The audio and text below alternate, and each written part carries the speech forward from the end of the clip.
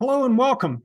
In this video, we are going to take a look at how to use Matlab to capture the results from running the nmap command on the command line. This video assumes a number of things that you've worked a little bit with nmap and are familiar with the concept of scanning for available ports on a computer. We're going to be using our local loopback adapter for this particular example. This video also assumes that you have used the system command in Matlab to be able to run an application from the command line and ultimately capture the results from running that application, and that you have used regular expressions a little bit to understand patterns associated with, in this case, the results from running that application on the command line.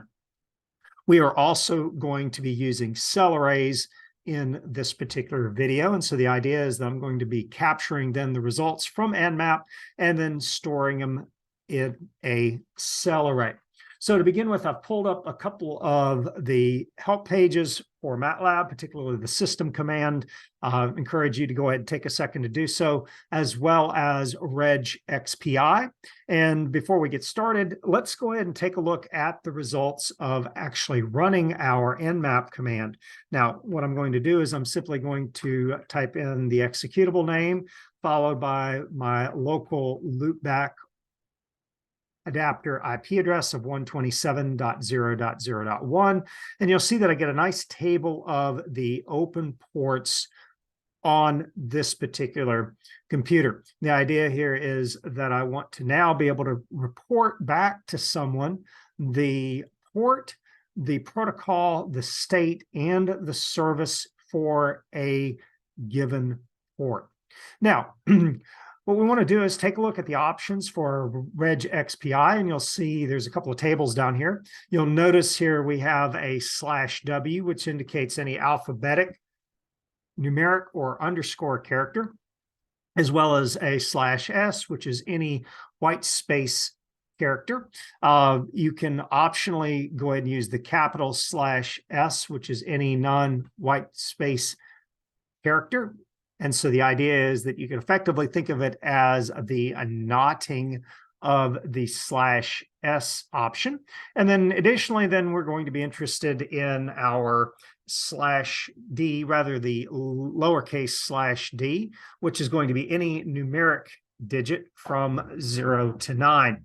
Now, we're also going to be interested in some of these quantifiers. The quantifiers basically tell us how many of each pattern we are looking for, and then ultimately we're going to use parentheses to capture then the pattern that is matched. So before we leave this, before we get started with Matlab, let's go ahead and take a look one more time at this table, and you'll see, for instance, we have a pattern of a bunch of numbers followed by a slash, bunch of letters, some spaces, letters again, spaces, letters, and then possibly some other characters. And we're going to be rather naive about that. We're going to focus just on the ones that we see here, including we need to be able to support the dash. And so let's go ahead and get started here. We're going to go ahead and copy the first row of this table because we're going to need it now in Matlab. We'll come over here real quick. I'm going to go ahead and clear my workspace.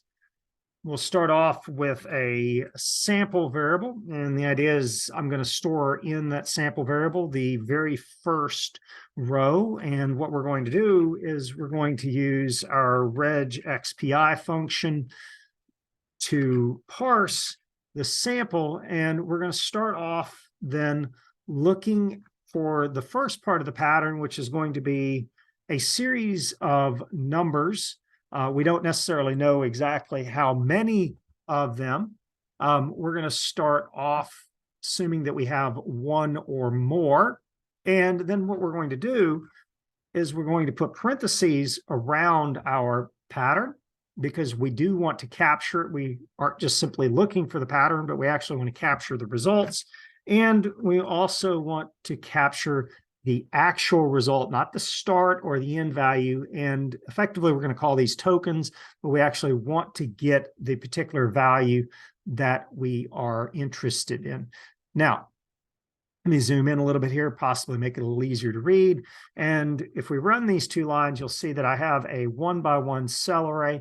You might find it advantageous to go ahead and leave off the semicolons for this particular exercise, just because it will be easier for us to see if we actually do have something that matches. If you get a 0 size cell array or an empty cell array, then you know that you have failed at matching your pattern. And we can look then at our results, curly braces 1. You'll see that we have, in fact, captured our 135. Now, what we'd like to do is we'd like to extend this pattern further. In other words, we want to capture our slash. And so what we can do is we can actually hard code the slash in this particular example. In other words, we know that it's going to be there between the port and the protocol. And again, if you rerun this, you'll see that you were still successful at capturing the 135. And we're going to move forward now. We're going to look at the protocol. Again, we're going to attempt to capture it. So I'm going to start this with a parentheses, and I'm going to look for /w. That is going to be any alphabetic character and underscore. And so you can see here that now I'm able to get a 1x2 cell array. And in order to access those elements, basically we start off with the results curly braces 1 that gets us both of those fields or both of those patterns that were matched. But then if we do curly braces 1, 1, you'll see that that is just the port number, and curly braces 1, curly braces 2 gets us just the protocol. Now, the spaces we're interested in seeing, but not necessarily interested in capturing. So again, it's going to be a /s for space and a plus to indicate that there may be one or more of them. And we are not interested in capturing the spaces here. Instead, we simply want to capture them, or excuse me, we want to find them and then basically skip over them. And hence the reason that we do not have any parentheses around the /s plus. Now, focusing on the state of the port, we again find ourselves in a situation where we are going to have alphanumeric characters as well as an underscore. And that again will be matched by our /w plus. And if we run this particular pattern, we should now have a 1x3 cell array. And we'll look at the third column, and you'll see, in fact, that we are getting the open. Again, here, I'm just trying to piece by piece take apart our sample. You'll again see a series of spaces. So a /s plus. And if we run this again, we still have our 1x3 cell, and we're still capturing the state of the port successfully. And so now what we want to do is we move on to the MSRPC. Now, in some cases, you will discover that there may be other characters in the service name. And so we will have to modify then our regular expression based on possible combination of patterns. Instead, in this particular example, we're going to be rather naive. We're going to assume that it is any alphabetic, numeric, or underscore character. But the problem with it is that we have the dash in there. And again, there are a couple of different ways that we could solve this problem. We're going to kind of cheat here, and we're going to use this capital S, which is going to be any non-white space character. And so the idea here is that anything that does not, in fact, match any of these will ultimately then be returned. Now, you got to be a little careful here. That is a fairly greedy pattern, so it may end up capturing more than we actually need in certain scenarios. But again, we're going to give it a shot here. And so in this case, it's going to be a capital S followed by a plus sign. And then if we run this, you'll see that you, again, have results, and particularly you have a 1x4. And then what we can do is we can now take a look at that fourth column, and you'll see that it is captured then the MSRPC. Now, we've successfully parsed a single line. Now it's time to move on to how we can actually run nmap from Matlab.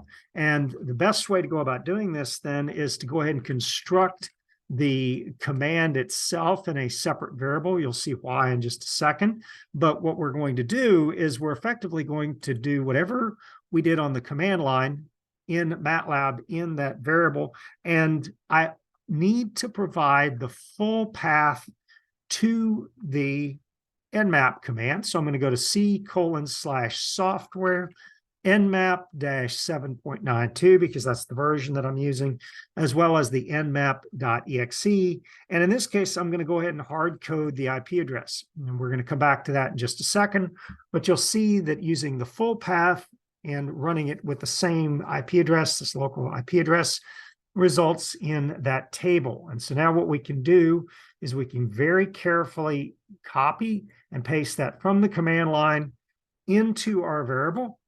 And then ultimately what we can do is we can use the system command to capture both the status as well as the output from the command line by simply calling system on our command variable. And so if we run these two, again, I'm leaving the semicolons off just so we can see the results.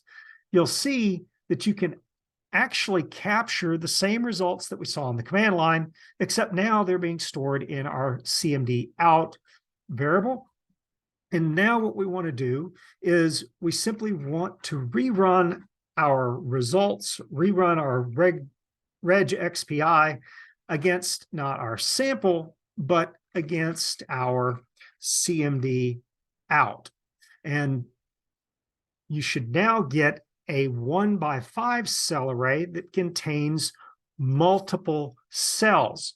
Well, what does that translate to? Well, why 5? Well, we have 5 ports available on this particular IP address, 1, 2, 3, 4, 5, hence the 1x5 cell array. And so if we come down here again to our command window and we say results curly braces 1, that's going to correspond to that first port number. Results curly braces 2 will be the second port number, 3, the third, and so on. Now, what if I want to get access to a single element in those cell arrays? So in other words, curly braces 1, curly braces 1. Well, that is the port associated with that first row in the table. Curly braces 1, curly braces 2 is the protocol associated with that particular row in the table. Curly braces 1, curly braces 3 gets you the status. And lastly, curly braces 1, curly braces 4 gets you the service. And again, if we look at just the entire results variable, that is for each of the rows in the table. Now, before we leave running the command, I want to make one more change real quick, one more addition to add a little more flexibility. I'm going to go ahead and create an IPv4 variable that you could use in conjunction with running the command. And so we'll go ahead and hard code the local loopback adapter IP address here. And instead of having this all as one hard coded command, I'm going to use the horizontal concatenation to concatenate my initial instructions. In other words, my C:/software/nmap-7.92 nmap.exe, followed by a space, and then I'm going to horizontally concatenate IPv4 on it. Now, essentially, this is going to be an alternate to sprintf. Again, a little bit of variety just so that you see multiple different options in these videos and in these instructions. But if we then run these lines, basically we accomplish the exact same thing, but with the extra flexibility of being able to insert any IP address that you want. And ultimately, you can guess where you're going with this. You can put this in some sort of loop and be able to scan then all of the IP addresses on a network to be able to discover then what ports are in fact available. Now, what we want to do is we want to take these results and we want to put them in a more human-friendly format. In other words, basically, let's say that you're generating a report for a supervisor that shows all of the available ports on a given network. And so what we can do then is we can create another variable. We're going to go ahead and do this as a cell array, if you would. How about if we go ahead and call it report? That seems like a perfectly decent name for it. And we're simply going to create it as a 0 by 0 cell. And then what I'm going to do is I'm going to loop through each one of our results. So start off now with a for loop that goes from 1 to, and we have a couple of options here. We can either use the length of our results variable, assuming that we know that it is not a 0 by 0. And in this case, the length of the results will give you then the number of rows in the table, or in this case, the number of cells that were returned. Alternatively, you can also use the size function. And if you do results comma 1, you'll get the number of rows, and results comma 2 will give you the number of columns. So again, whichever one you are more comfortable with is perfectly fine. Follow this up with an end. And then what we'll do is we will ultimately update our report cell array. We're going to keep index as our row index, and our first column in our cell array, we are simply going to store our IPv4, or the IP address associated with a particular query from nmap. We can also go ahead and store things like our timestamp, in other words, when we did this scan. And I would argue that you should go ahead and include this immediately after running your system command or immediately before. But what we'll have here is we'll have our current date or current time date. And what we can do is we can use the now function combined with the date string function. There's a couple of different options in Matlab. You'll actually get some warning about using a date time instead. That's perfectly fine. Again, there's a couple of different ways that you can go about doing it. The idea is I just simply want to have some sort of friendly date timestamp. We can go ahead and store that then in the second column. You could argue that perhaps you want to capture the command itself. I have a typo here. Let me fix that. But what we want to do here is I'm going to focus in on the individual ports now. I'm going to look at the results cell array. And what we want to do is we want to think again how we accessed it from the command line. So results, curly braces 1, would give us the entire cell array. Curly braces 1, curly braces 1 will give you just the port. So what we want to do is we want to push the port into the third column of our report. Into the fourth column of our report, we want to push the protocol. In the fifth column of our report, we want to push the status. And in the sixth column of our report, then we want to push the service. Now, if I run this real quick, you'll see that I should have didn't capture the current time here. Let's try this one more time.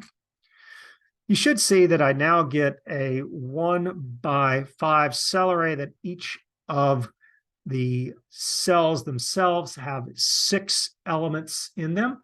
And we might have a little bit of tweaking that we want to do here. So let's take a look at our report.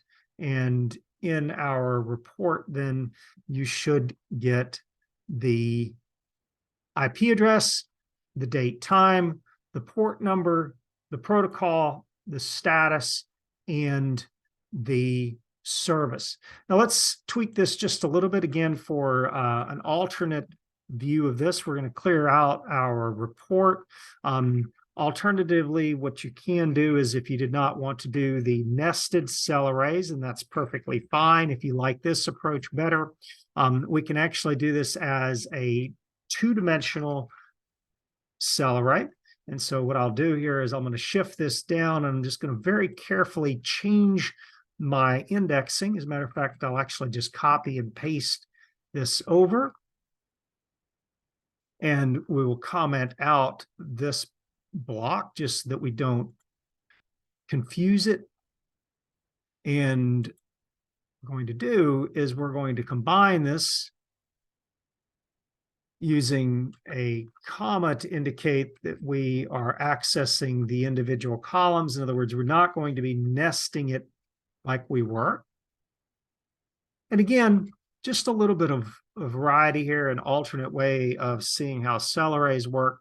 And again, we have the same information, just presented ever so slightly different. So hopefully you found this video useful. As always, if you have any questions, comments, or concerns, don't hesitate to reach out to me. And thank you for watching.